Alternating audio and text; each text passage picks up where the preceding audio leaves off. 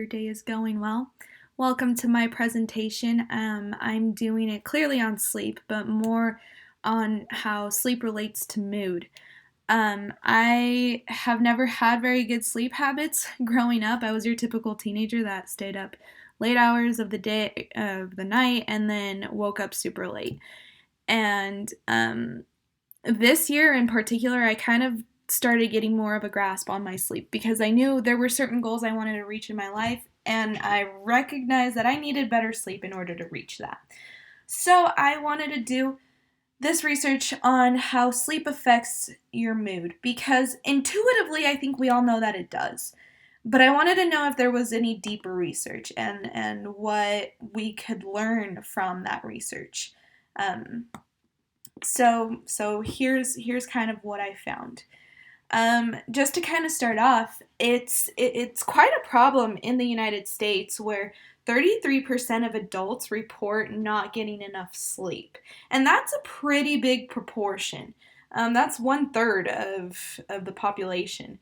So researchers are very aware of this, and they are trying to come out with more education and more resources to um, for people to be more aware of how sleep truly does impact them and how they need to pay more attention to it. Um, Another little interesting fact here is how you're affected by 2 weeks worth of your sleep.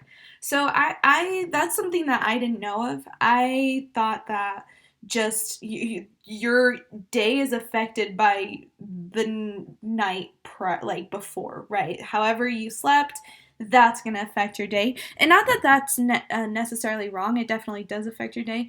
But 2 weeks worth of your sleep schedule and your sleep habits, that is going to also affect your day, right? So if you've been having poor sleep during 2 weeks, it's not just like one night of sleep that's gonna like catch you up or make it better. It truly is like something that you need to have a habit of. You need to like be paying attention to, and make sure you're on top of. But this is also good because it's not like just one bad night of sleep that's gonna affect like um your day too much, right?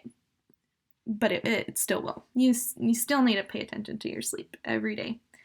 Anyway, so as it pertains to your mood, um, I kind of did this more on like mood as it relates to optimism. So the optimism or the absence of optimism, right? A lot of research actually shows that the opposite of optimism isn't pessimism, it's just the absence of optimism.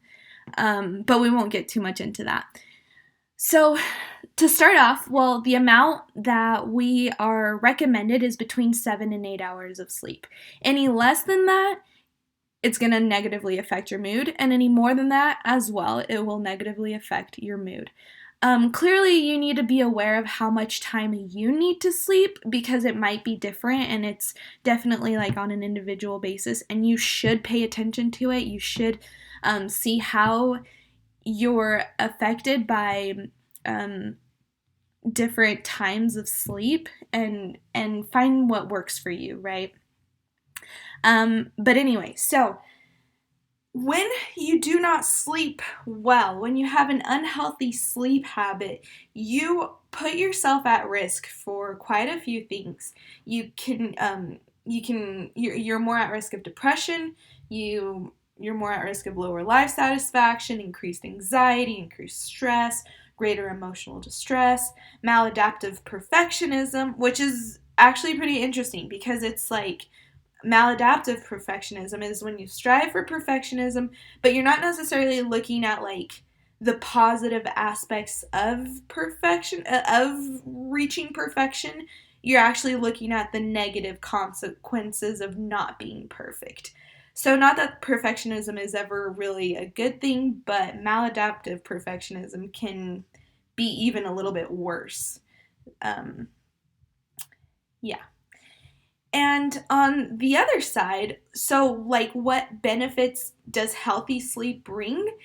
It's quite interesting because obviously healthy sleep is going to help you avoid all of the negative consequences, right, that we saw on this side of the column. And that in and of itself is probably a good enough reason for us to strive to sleep well.